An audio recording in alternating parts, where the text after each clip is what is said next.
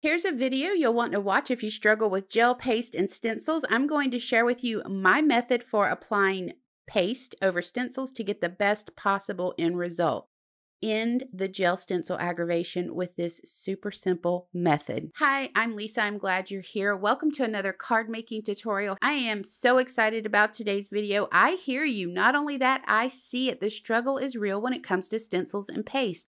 No worries, we're going to tackle that problem in this video, all while creating this Big Wishes Dandelion card. Now I have 3 versions of this card just in case you might want to make the card but don't have the supplies. Hang around to the end to see them up close. So let's tackle this stencil gel struggle once and for all.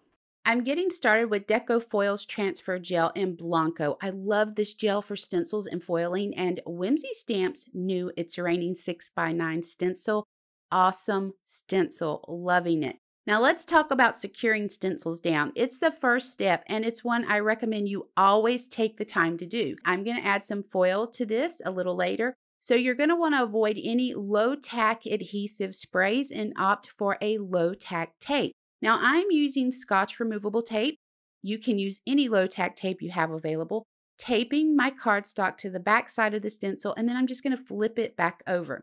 Now, the reason I say avoid that low tack spray adhesive when foiling is because the spray adhesive tends to leave a sticky residue on your cardstock, and foil does stick to that. Let's talk about applying the paste or gel. You need an offset spatula. I don't care if it's plastic or metal, invest in one. It makes getting in the jar, scooping out the paste so much easier. And speaking of scooping paste, don't be shy with it. You want a dollop of paste on that spatula. I'm applying this gel to the top of the stencil only. Now, I want to point a few things out. While I'm applying the gel to the stencil, my spatula is always angled so that it's pushing that gel out in front of it. And it's not touching the stencil. It's gliding across the paste, pushing it where I want it. Now remember I said don't be shy with the medium. If you need to go back in and add another dollop, go ahead and do it. And here's another must-have, a metal bench scraper, also known as a baker's blade.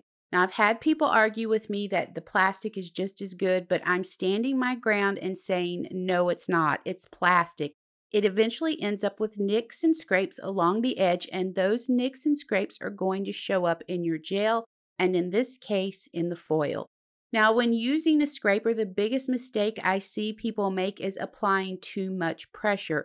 The key is to actually use no pressure. Now, you glide it across the stencil on an angle slowly and evenly, letting the scraper pull the medium over the stencil and into the design. Now, once you lift that scraper up after the initial run, you might see some spots that need a little bit more paste added in. You only want to add paste in those areas, and you just want to take your spatula and lay a little bit of paste down to cover those areas. And then instead of starting the scraping process only in those areas, you're going to go back to the top of the stencil and start that scraping process all over again. And remember, no pressure. We're just gliding it across. It's on an angle, and we're just gliding it across, pulling the medium down over the stencil and into our design. Now, you might have noticed I had very little excess left over. So you think, oh, you're wasting that paste because you use so much, but actually you're not wasting it. There's very little left over. Clean up what's left over, put it in your jar, and let's go ahead and have a look at the results of our stenciling. I'm carefully removing the stencil. I want to be extra careful with this because that paste is wet, and one wrong move, it's ruined. Now, I do want to tell you that you can use these same exact steps with any type of gel paste, texture paste, glitter glaze, any of those mediums. You use these same steps, you're going to get the same results. I have a glitter glaze background that I did for one of the cards. I'm going to be sharing that with you a little later in the video, but you can see here that I'm taking those same exact steps to create this background with that glitter glaze, and I get the same amazing results. You want to set these panels aside and let them completely dry. Now on the back of the Deco Foil Transfer Gel jar, it says let dry 1 hour. But I'm going to tell you from my experience, I have only had the best results when I've let that gel dry overnight and then used it in my hot foiling machine. Now let's go ahead and take a look at the hot foiling process while we're here, because I have a couple of tips I want to share with you on that. You've just spent all of that time doing that gorgeous stenciling with that gel paste. Now you're here, you're ready to go ahead and run it through your machine. And you run it through the machine and then you notice, hey, wait a minute, something's not quite right. Because there are things that can happen from the time that gel dries to the time you run it through your machine. And let's talk about those. So the foiling process is a whole nother step in itself. As you can see here, I'm cutting the foil down. There's no sense in wasting that gorgeous foil. This is Deco foil, by the way. I'll have it linked down below for you. So the first thing I want to do is take my carrier sheet and I'm going to clean it with a Swiffer duster. It doesn't have to be a Swiffer duster. It can be an off-brand. That's perfectly fine as long as you take the time to wipe it down with some type of duster. We're going to do the same with our piece of foil, and we're going to do the same with our cardstock panel that we stenciled on. And this is why another reason I say let this gel dry overnight. So we're going to go ahead and wipe it all down, layer it up, and run it through our machine. And you're going to see how we end up with this perfectly foiled background.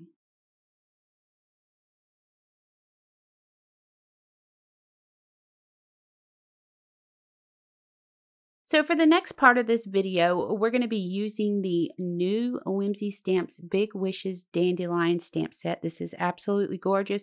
It's the whole reason that I created this video. We're going to have 2 pieces of 80-pound cardstock because we're going to do a little bit of coloring with this. And I also have some masking paper here. This is Avery L removable labels. You can use any masking paper that you have available to you. Now to get started, I've placed a piece of my white cardstock in my MISTI, and you are going to want to use a repositioning tool like this, a stamp tool, because we're going to do stamping multiple times with this. Now, when you put your cardstock in the MISTI, make sure that it's secure in a corner. Once you place your stamp on the stamp door, you want to make sure you leave it there. Don't move it. So we're stamping with Memento Tuxedo Black ink. I recommend that you use an ink that's alcohol marker friendly. I'm using alcohol markers for this, but you probably could use other mediums if you wanted to. I just like the way that the alcohol markers look with this technique. So I stamped one panel. I'm going to go ahead and stamp another. And here's the key. This stamping doesn't need to be perfect because we're going to come back in and emboss over this in just a few minutes. We do need to go ahead and stamp our masking paper as well. I'm doing 2 pieces of masking paper here. I ended up only using one of them, but in case I needed it, I had it ready to go. You don't have to be too particular when you're stamping the masking. Just make sure you have the image stamped well enough that you can see it to fussy cut around it. Now, if you don't like fussy cutting, you can do this in your electronic cutting machine and let it do the work for you. Once you're done with your stamping, remember, leave the stamp exactly where it's at on your stamp positioning tool and just go ahead and set that to the side. So what we're going to do next is our coloring. Now, I'm using bright yellow-green colors. I'm using Copic sketch markers, YG23 and YG21. I'm also using E23 and E25. Now, I want to say that the yellow-green, the bright yellow-green is key to this because you want it to pop. That color just pops off of that black background. The brown colors are not quite as important because there's very little coloring to do with that. So what we're going to do is color just a few little areas in the dandelion part, the top of the dandelion with our browns, and then the leaves we're going to color with Y23 and Y21. You can put your highlight and your low light anywhere you want it. You can split the leaves right down the center and do one side Y23 and the other side Y21. You just want to make sure that you're blending those 2 colors together where they meet. Other than that, there's no technique to this. You're just laying down some color. So real quick, I'm going to fussy cut this out. I'm going to keep both pieces because we're using both pieces. So take that negative cutout piece and set it to the side. And when you're cutting around the flowers like you see me doing here, you can just kind of eyeball it and you don't have to be too perfect with it. Don't worry about perfection with this. The first thing we're going to do is take a black marker and color in this section between the two stems and the flowers. We just want to go ahead and color that in. I did not want to be bothered with trying to cut that area of the masking out. And I was like, you know what? We're coloring anyways. We're just going to color it in and then cover it with masking. So once you get that area colored in, you're going to bring in your masking and cover the flower. You want the outer area to be exposed because we're going to come in with some black ink and do a little bit of inking. Okay, so next step, I'm priming my paper. This is what I call priming my paper. When I have a large area like this that I want colored, a solid color, especially like black. Black is hard to make sure you're getting a nice saturated color. So what I like to do is come in with my ink first. So this is Memento dye ink. It is an alcohol ink friendly ink pad, as you know. It's what I always use when I'm going to use my Copic markers.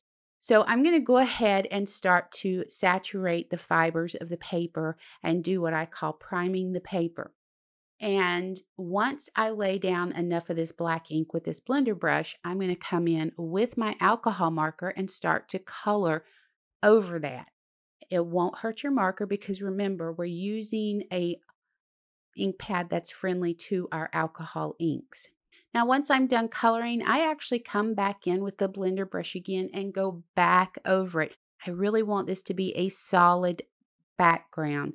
So I think by adding the layers of ink, it helps to build that black and give you that nice saturation. So let's go ahead and remove our masking paper. You want to be careful when you're doing this. You've laid down a lot of ink on it.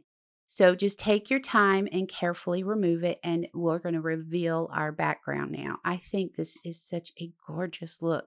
Now, we're going to take this to our Misty again and go ahead and do some heat embossing.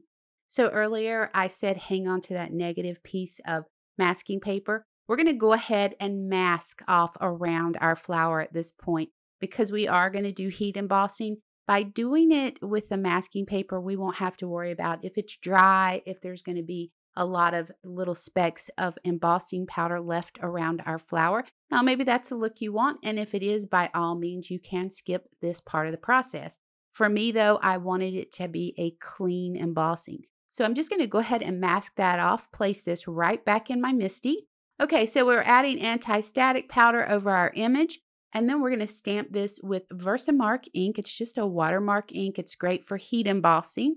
And then we're going to add some silver embossing powder to this. Now, I'm using Simon Says embossing powder. It's a fine detail powder. It works great. I absolutely love it.